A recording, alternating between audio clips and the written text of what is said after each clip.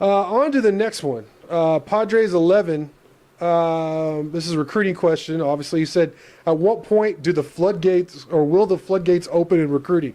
I guess what you're saying is that Tech's kind of behind some of the other schools in the Big 12 as far as only having 6 commits, because the caliber of their commits is as good as they've ever had. I mean, they're averaging almost 4. They have 3 4-star guys right now, and the guys that aren't 3 stars, like Corey DeFeen, he's the favorite. The running back from Port Arthur Memorial, he's the favorite this week at the state track meet in the 200 in his class. I mean, he ran a 21.14, I believe. I'll have to look at it, but he was either district or regionals, and he's 6'1", 180. I mean, he's chiseled. The only reason he probably isn't a 4-star is because he was injured last year and he shared carries with a 4-star from the 2006 class in that backfield. So I think that guy, he may end up being one of the top 2 or 3 guys out of this whole class, which is crazy when you look at the rest of the class. And then another 3-star is a first-team All-State linebacker in Devonta Hinton. So, I mean, even the guys that aren't 4-stars are quality players for Tech. So I definitely see there's some guys in the mix that I think are close to committing, but definitely kind of seeing what else is happening out there and what other offers they're going to get, which to me is smart. Why not? Why hurry it? But as far as a time when to pinpoint where they might snowball or when the floodgates might open, that's difficult to say. I mean, I imagine they'll pick up, I don't know, anywhere from 1 to 5 or 1 to 4 this summer. And then once the season starts, all the excitement with both high school football and college football, I mean, and then a lot of the visits, I think you'll see it pick up. I'm very excited and hopeful about this class. I think Tech's going to have a great class. And it's not just me pumping sunshine. I think the proof is in the pudding with who they've already have committed. Do you want to add anything to that, or are you good with it? Okay. I'm sure you could, but all right. Next question is from Rawls Landman. Yeah, we have a lot of scheduling questions coming up for the rest of this mailbag. This one's from Rawls Landman.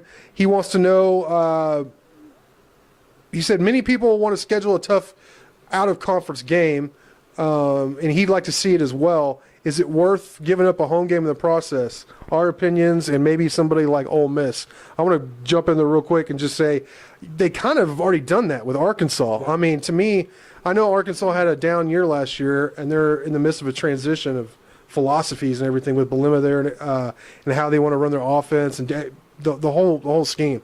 But Arkansas is not going to be an easy game, even at home. I mean, they're going to try and run the rock, which Tech has had problems with.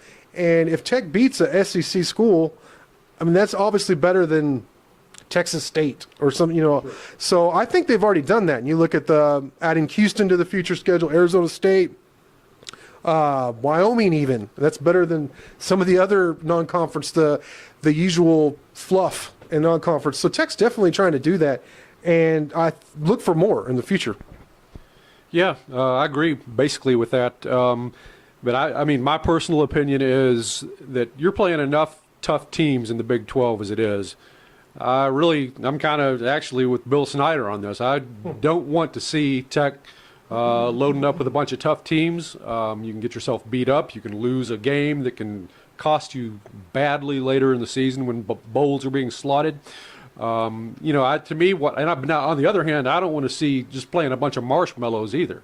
That's no good when you're beating somebody 84-3 or something like that. That's no good for your team either.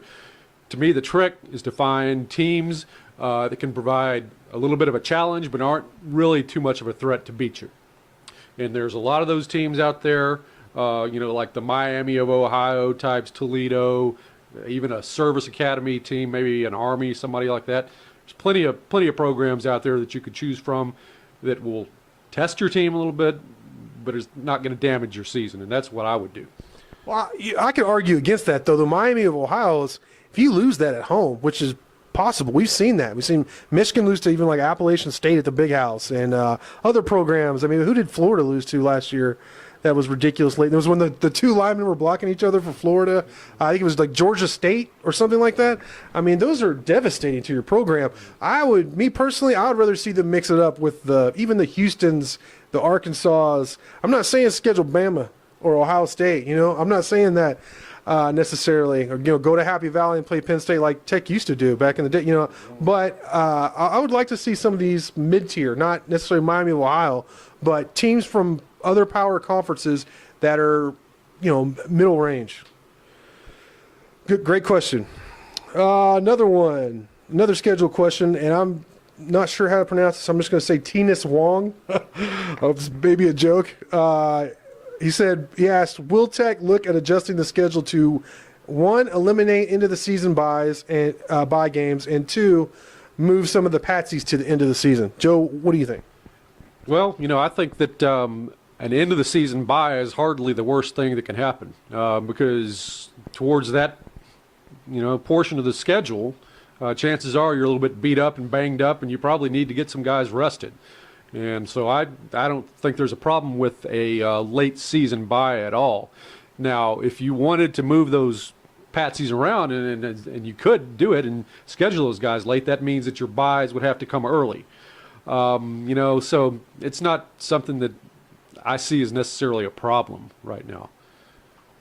I don't like the end of the season bye. It's very last yeah, week. which is how it has been. Which it's useless because they're going to have a month to 6 weeks off between, depending on the bowl they get. So I hate that, just like everybody else. And yes, they're efforting to change that. As far as moving some of the patsies, like we said in the last question, there aren't going to be as many patsies on the schedule moving forward. I mean, there'll be at least a year where they're playing like Arkansas and Houston in the same year, and then there'll be a year when there's Houston and Arizona State, I believe. I have to double check that, but there aren't going to be as many patsies to have at the end of the schedule, and I'm not sure if the Big 12 lines up with the way it is that it would work like that. But the end of the year bye is definitely something they're trying to fix. And this year, it is split up a little bit. Looking at their schedule, I say that, they end with Oklahoma at home. They have a bye, Oklahoma at home, and then at Iowa State, and then they have Baylor on a neutral site. So their only road game in the last month of the season is at Iowa State, which has been a problem in the past. But it's not as bad as it was last year, where it was so backloaded. Let's see. Next question, another scheduling question. Another one from Rawls Landman. Speaking of the game against Baylor in Arlington, what is the purpose of the game? He wants to know what the purpose of that game is. Is it for recruiting the large fan base in the Metroplex? Excuse me. TV, all of the above, or other reasons? Joe, what is your opinion? Well, I think he basically hit on everything right there. I mean, everything that Rawls says is correct. And that's all part of the equation. I believe he also says something about the city of Lubbock. And does the neutral site game offset the lost revenue for Lubbock? Yeah. The deal is, in my opinion, Lubbock's loyalty to Texas Tech and Texas Tech football is so strong and so deep that, if you move a game like Baylor, yeah, it's going to certainly hurt business revenue around the city, but the people are just going to grumble a little bit, and that's the worst that's going to come out of it. That relationship is not certainly going to be severed or severely damaged by moving a game away. So I don't think that's so much of an issue. Personally, I don't like it. I mean, even though it may be good for the program and everything, I want Baylor to come here, and I would like to go down to Waco. I'm not crazy about these neutral site games. But that's the way it is. I totally disagree with you again. I'm from the Metroplex, but even if it was, let's say it was in Houston, which wouldn't make sense geographically, but I'm just saying hypothetically, if it was in Houston, I would still love it. I love the neutral site games because it is huge for recruiting. The recruits love it. The recruits in Dallas like going to that game, especially at a site and I know a lot of people don't like AT&T Stadium or Jerry World, but it is an amazing venue. It really is. And I've heard people say that there's not a great atmosphere there, and that just couldn't be further from the truth. I covered the last 2 Baylor Tech games. 2 years ago, it was meh. Last year, it was fantastic. I've covered Cowboy games there. I've covered multiple Cowboy games there, multiple high school playoff games there, state championship games there, and it has one of the best atmospheres around when the game on the field, when the product on the field. The Cotton Bowl, when Johnny Football lit it up, that atmosphere was electric. So I think it's all moot. Kingsbury likes it too. He said last game that he really likes playing there in Dallas. He didn't say it was for recruiting, but I definitely think that plays a big part in it. Also, the big TV audience. But with Baylor's new stadium going to be completed, they're not going to want to give up one of their home games. So this series, more than likely, is going to be when the contract's up. It'll be over. So and they'll end up doing the home and home again. But I'll miss it, and I hope they do another series with, if not Baylor, someone else, because I do like the neutral site. It adds a little excitement. And I know a lot of you like Joe, especially the senior posters. Will disagree with me.